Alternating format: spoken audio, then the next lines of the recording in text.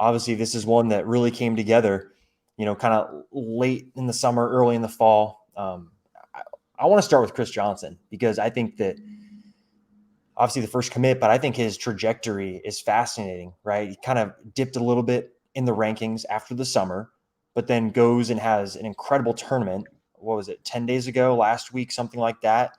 Mm-hmm. What, from your perspective, I guess, what exactly is Kansas getting in Chris Johnson, and how would you describe that, his game? I know we've talked about it a little bit on the message board, but for folks that maybe, aren't VIPs or are paying attention to it, what exactly is Chris Johnson's game? Boy, that depends who you talk to on our staff at 24/7, because he may be the single biggest lightning rod for debate internally for us when it comes to doing rankings and who likes who and stuff like that, because the talent is evident. He's a big combo guard, has some explosion. He can really create for himself off the dribble. When he gets it rolling from deep, he can put up points in a hurry. Like, there's an awful lot to like there, but he's also, you know, he's one of those guys that, let's just say, if you sent him up to bunt a guy to second, he's going to call a shot and try and hit a home run. There's no playing it safe. There's no, hey, kind of feel for time and score a little bit sometimes with him. And he's also highly combustible, wears his emotions on his sleeves type guy. So when he's got all that reined in, man, he's spectacular. He looks like a potential NBA player. He certainly looked like a potential NBA player to me out in Las Vegas a couple weeks ago at the Border League, and I think people who watched online were like that too. And I think the move to Montverde for him is going to be huge. They're not going to put up with any stuff from him there, and he needs that. He really needs that before he gets to college, and I think he's getting that. And I think the early returns are he's adjusting to it, and you got to give him credit for that. These kids aren't dumb to hear what's said about them around them, and he probably knows that people are questioning, can he control his emotions, and can he make good decisions? And so far so good, and I think he deserves a lot of credit for going somewhere that he can work on that. And I think that he's got the potential to be a really, really dynamic guard for them. And I'll still have some concerns, but to me, I'm more on the pro Chris Johnson side now, in terms of, like, when the debates come, I'll be pushing for him up, versus coming out of the summer, I was kind of Switzerland with him. I was kind of like, I see the arguments for him, I see the arguments against him. I've seen him blow up on coaches. I've seen what can happen when the bad Chris Johnson is there, but I've also seen him be unguardable when the good Chris Johnson is there. So the thing is, we're getting more and more good Chris Johnson, and also Bill Self ain't scared of a guy like him. It's taken a lot of guys that people are like, well, what are you doing? How are you going to deal with him? And he seems to, you either do what he demands or you're out of there. And if you do what he demands, you end up being pretty darn good. So, I think he's a Bill Self guard, and I know they're really, really high on him and excited about getting him. Definitely. Well, you mentioned lightning rod amongst the 24/7 staff. I know a player that's probably a lightning rod amongst Kansas basketball fans who follow recruiting, and that's Jamari McDowell. Obviously a super great summer, right? One of the big risers of anyone in this entire class over the summer. I don't have the ranking jump in front of me, but that composite grade there probably doesn't reflect where he's at. Yeah, I got one from 2 stars to the top 50 in 3.5 months. That's pretty good. So what exactly has contributed to his rise from being the 2-star to all of a sudden where you're looking at him being a top 50 player? So he's a super versatile wing. He can handle the ball a little bit for you as a primary ball handler, although I wouldn't call him a point. He can score off the ball as a primary scorer with 2, or he can also play some out at 3. So he's got that ability to switch up and down and play 1 through 3. He's a pretty bright guy, pretty high basketball IQ out there. Does a lot of the little things, and it's interesting because this isn't just a debate on the Kansas message boards. This is a funny one where you'll find a lot of people around Houston, area, Texas, areas from where he's from who are kind of skeptical about is he a Kansas level player. Mm. Um, it's interesting. Whereas nationally, we think pretty highly of him.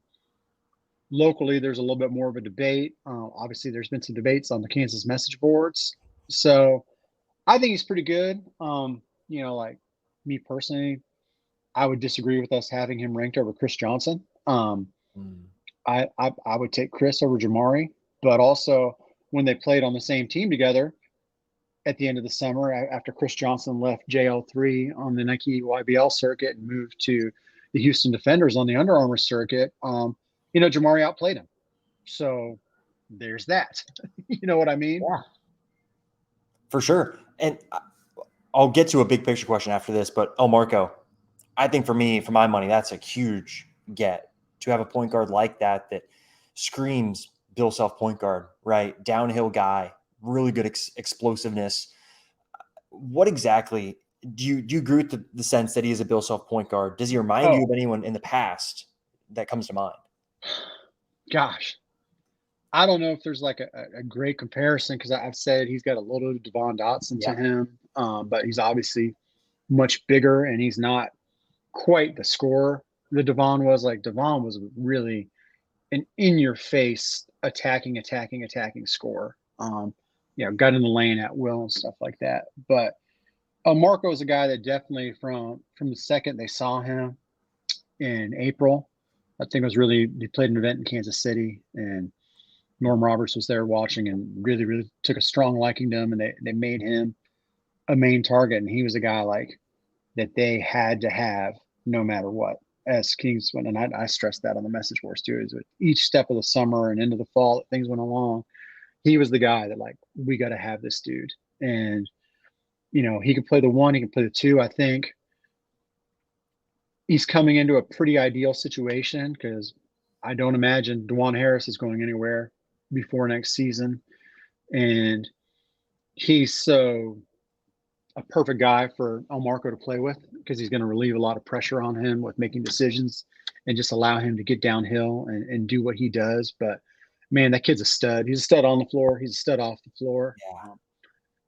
Bright kid, big personality. I just can't see any world where like the Kansas fan base doesn't just totally fall in love with this kid Yeah. with what he does on the floor and with how he carries himself off of it. Yeah. I mean, I've never talked to Elmarko, but you watch the commitment video, right, that we did with him live, and you can pick up on that, just the personality, I think. For you, when you look at these guys then as a whole class, and this will be our last question, I'll let you get out of here. How do you feel like these guys fit? Because this is something I think you had hit on the message board I wrote about a little bit, is that these guys all seem to be able to play together if that point in time comes, next year, 2 years down the road. When you look at the long-term fit for these guys, how do you feel like they fit as a trio and then with kind of the expected returners on next year's team as well? I think they fit together really, really well. I'm thinking about these guys as sophomores playing together and some as freshmen too, and potentially down the road because I don't think any of these guys is a one and done type guy, but you Yeah. never know. I mean, there's inevitably going to be 15 to 20 freshmen every year that leave for the NBA, and certainly it wouldn't be a stretch to see Almarco or Chris eventually being one of those types of guys, or Mhm. just saying, hey, what the heck, I'm going to give it a shot here.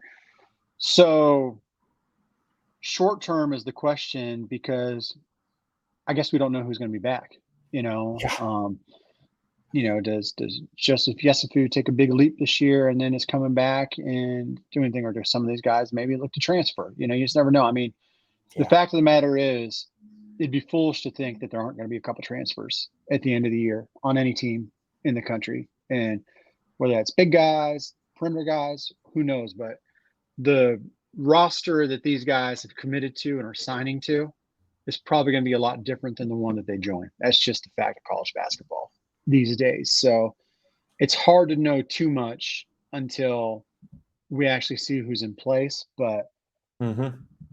I think it's going to be darn near impossible to keep Marco off the floor as a freshman. Like it's going to be really, really tough just because he's going to he's just going to demand it with his play and what he does on a daily basis and how good of a fit I think he is. If Chris Johnson keeps trending like he is, that guy's going to play an awful lot too. And, I look at I said Yesufu, or you got Kyle Cuff or whatever, these guys are just more talented than those guys. The guys coming in are more talented than the guys there. So it's going to be, is talent or experience going to trump?